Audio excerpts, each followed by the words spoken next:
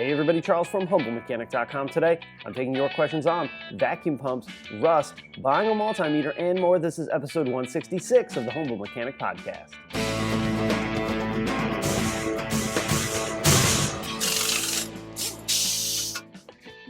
All right, in order to get a question on a show like this one, email me, charles@humblemechanic.com.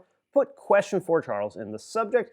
Ask your question right at the top of the page. Hit the enter button a couple of times. Then give me the whole list of details for your question. That really does help me get to your question much faster. Also, if you don't see your question on a show like this one, be sure to check out the quick videos playlist on YouTube, where I generally take my cell phone and answer one question per video. I got a couple of things before we get into the show, but first let's talk about the sponsor of the day, which is CRP Automotive. CRP deals in a ton of OE maintenance and repair parts, timing belt kits, suspension components, and even fluids. In fact, they make the factory DSG fluid for Volkswagen and Audi. So check them out at crpautomotive.com. Now, I've mentioned it on other shows, but I want to keep mentioning it. The Road to SEMA thing that I talked about is happening. This is where a bunch of other guys and myself are getting together in LA, and we're doing some really cool meetups, we're doing some awesome events, and then we're driving to the SEMA show. Guys like Eric the Car Guy, Subaru WRX fan, Chris Fix, Jason from Engineering Explained. I just found out a couple days ago that Brian's Mobile One is also going to be there. There's a couple of other people that are on the list, but I haven't gotten confirmation that they're going to be there. So you guys really want to pay attention.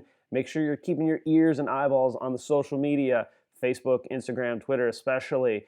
Search for the hashtag Road to SEMA, and that's where you're going to find the best information. So hopefully we'll be able to meet some of you guys and hang out and chat cars with you. All right, with that, let's get into your questions. First one comes from Noah.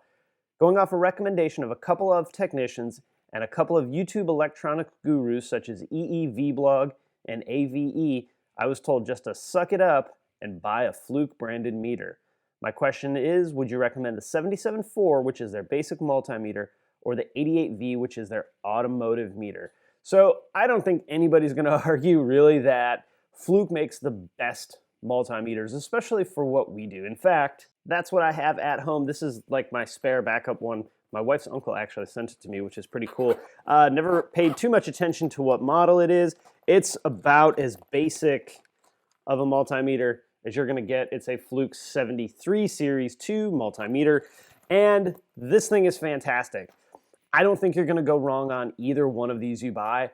If I were going to buy a new one today, I would probably lean more towards the automotive one. There's not, to me, anything like definitive that's going to really make one better than the other.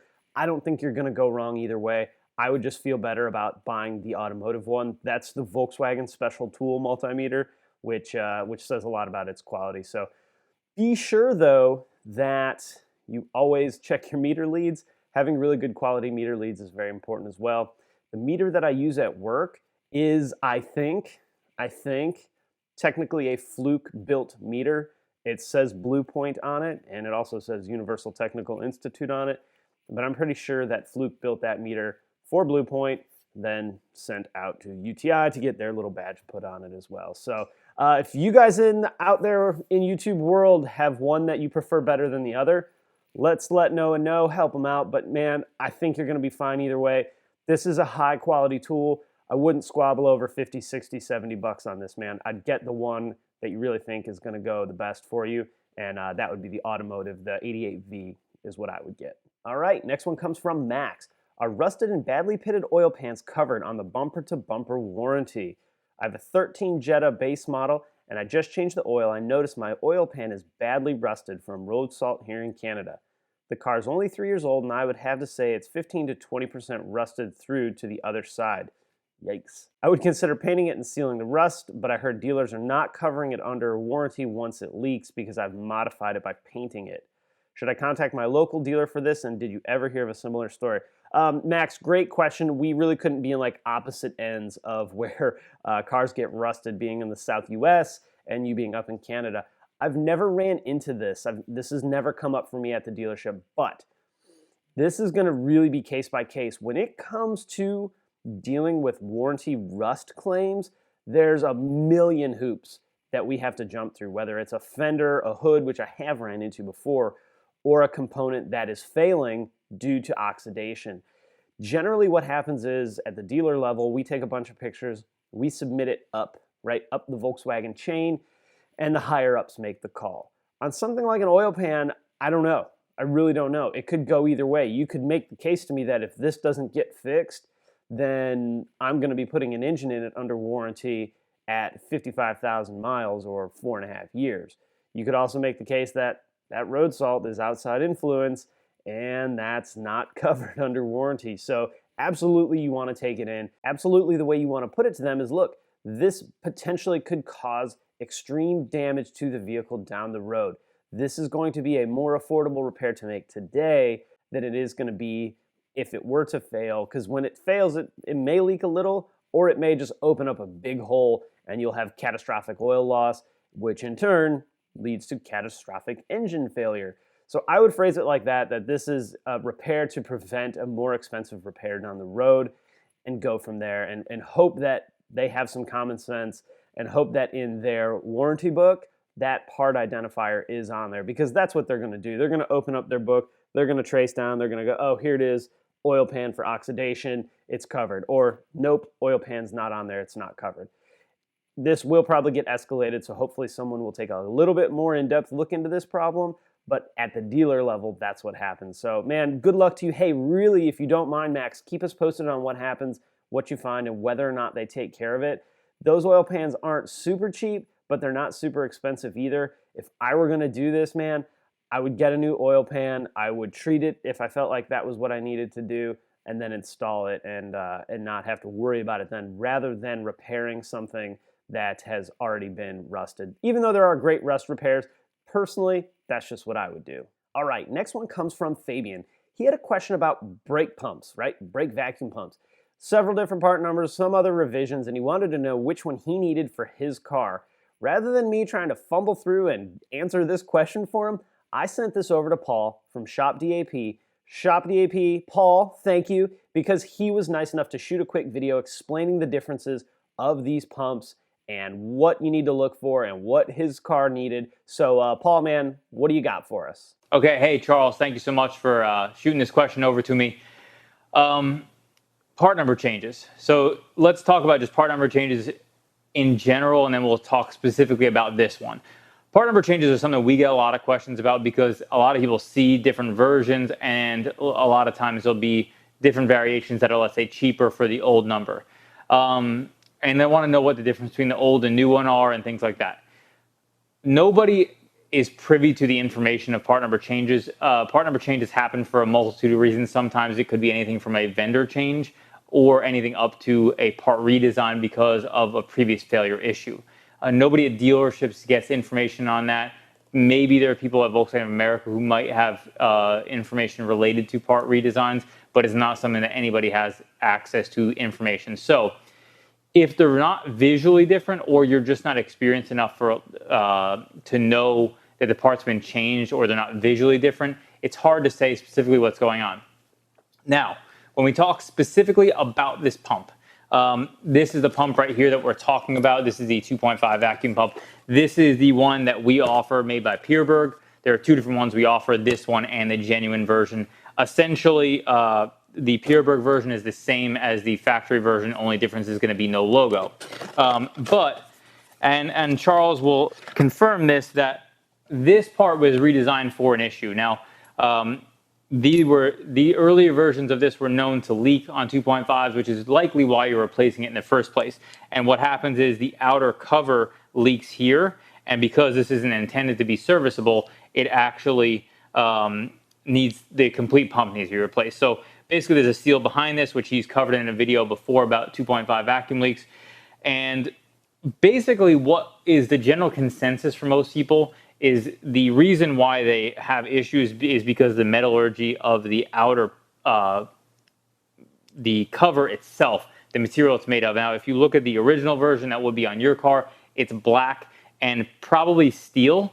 And the later versions, the current revisions, are all this silver color that match the actual assembly itself. So what's assumed is actually that what happens is because of the different expansion rates of metals, that the cover doesn't expand at the same rate as the metal of the housing itself when the heat transfers from the engine while it's running, and that creates an oil leak that will also, again, create why you're replacing it in the first place. So in this circumstance, it's definitely important to get the latest revision. But my personal opinion is I always recommend getting the latest revision unless you know for whatever reason. Sometimes Volkswagen will change part numbers for simplification, like they recently did with oxygen sensors, where they changed like 10 different oxygen sensors to one, and they use just a really long wire. That's one circumstance where you could use an old one and it's probably fine. But in this circumstance and a lot of other ones like ignition coils, and we could list parts for days, but getting the most current version and revision is going to be important to ensuring that you don't recreate the same problem you're having in the first place. All right, I'll be sure to link up all Paul's stuff, YouTube channel, Shop DAP, obviously, down in the description so you guys can check them out. All right, next one comes from Corey. What's your opinion on Valvoline Instant Oil Change, Jiffy Lube, and any other quick lube? Would you work at a quick lube shop like Valvoline if you weren't at a dealership? And do you have any helpful tips for tight oil filter, strip, plugs, and wheels that don't come off the car during rotation? Let's talk about the drain plugs and the wheels and oil filters. The best tip I have is don't over tighten them in the first place. Don't strip the lug bolts or the lug nuts in the first place. Put them on right and you won't have a problem. Now I know, Corey, you're not asking about that. There's nothing you can do for the next guy, or when you're the next guy is what I'm saying. Start bolts by hand. Oil filters don't need to be put on with a tool. Most of them can be put on hand tight, and that's the proper amount of torque. Some of them have a torque spec, so make sure that they're put on well. But as far as coming off, I really like the strap or the band style oil filter wrenches, because you can put a ratchet on them and really get some good juice on it and break it loose. I typically, when I do oil changes, use the pliers. If it's not the canister style filter, if it's a canister style filter, use the right socket. The claw, like the 3-finger claw that twists, that can work okay if it's stripped out or something like that. But sometimes, man, nothing beats a big old pair of channel lock pliers to get that stuff off. You got to do what you got to do. Strip drain plugs, tough call. Depends on how bad they are. I usually don't take them out if I don't think I'm going to be able to get them back in without getting the customer involved. And that's something it's going to be challenging to show them in a pit style oil change place, because you can't bring them down there to show them what's going on. And as far as lug bolts, if you need to take them off by hand, do that. If you need to zip them off with a gun, do that. If I got one stuck on the hub, what I'll do is I'll take all the bolts out, but one I'll only take halfway out, and then with a rubber mallet hit the inside of the wheel. That'll usually knock it loose. You want to make sure you clean any of that oxidation off of the hub. Now, as far as working at a quick lube, I don't know. I'll be honest, I don't love doing oil changes. I do them, and I have done a lot of them in my career because it's part of the job. But out of all the things that I really like to do working on cars, diagnosing problems, fitting new parts, whatever, oil changes isn't at the top of the list. So I think I would really struggle at a place where I just did oil changes entire rotations all day long. I'm not knocking that at all. I'm not taking anything away from that. That's just me, right? And me and how I feel about it. I think I would really struggle with that. Not to mention that I don't love the 5-minute oil change. I think you're paying as a customer a lot of money to get services done on your car, and those services deserve a thoroughness of going over the vehicle, checking everything. I really like the dealership for this. I really like the dealership Service Express for this if you're going to go the express route, because then at least they know that car in and out, up and down. But from a technician standpoint, you're going to run into a lot more of those over-tight drain plugs, over-tight oil filters, and wheels at a place like that. I just don't love it. Again, not knocking it. They do a lot of business, and there are some out there that are really good, just like dealerships. There's some that are really good, and there's some that I wouldn't let change the oil in my lawnmower. All right, time for one more. This one comes from Cheyenne. It's on a 2007 Passat 2-liter turbo, and she has a heater issue. Had her car for over a year, and last winter it wouldn't stay hot. I can adjust the heater to the next notch and it will be hot again, but the same thing would happen. I've recently changed the thermostat. I don't know if I need to bleed the cooling system. I'm just trying to keep me and my son warm for the winter. Thank you for your help in advance. Love all your videos. Thank you very much for the kind words. And boy, having no heat is awful. The GTI, which is right over here, does not have heat for a couple of reasons. So let's talk about the reasons of this one, because it very well could be what's going on with your Passat. First reason was the coolant was nasty, right? The coolant was nasty and the heater core was a little bit clogged up, so we're not getting that hot coolant flow through the heater core. This is not a hugely common thing on your car. It's almost 10 years old. It could easily have a lot of debris built up and clogging up the heater core. This is a common thing for other generation Passats, especially the newer TDIs, and the older generation Passats, like my car, where the heater core would clog up. So this is probably what's going on with it. And a flush may take care of it, some CLR flush. I haven't done a video on it, but I'm guessing there's probably videos on YouTube on how to properly flush a heater core. I know Paul from Shop DAP and I have talked about flushing cooling systems, but I haven't talked about doing just specifically the heater core. So this may actually be a video that I do, because I'm pretty sure that at some point the car that I drive, 2005 Passat, is going to need that exact same treatment. So I'm going to probably say that you want to address the coolant quality, and obviously if there's an air pocket that could cause a problem too, but coolant quality is going to be my first recommendation. From there, we really look at like the water pump, but I don't think that's the problem, because you would maybe have an overheat issue. Thermostat failure on that car is pretty common as well. The couple of other kind of oddball-y things that may be going on is you may have a problem with your HVAC box, right? That's one of the other thing, and the main reason I don't have heat in the GTI is the door that controls the airflow for temperature doesn't have any of the covering on it. So it's basically like a cheese grater. It's got holes in it. Well, I don't know what kind of cheese grater has holes in it this big, but it basically has holes in it this big, so the airflow is just coming right through, not allowing that door to close, seal off the cool air, and only provide heat into the cabin. It's possible, but not likely on your car.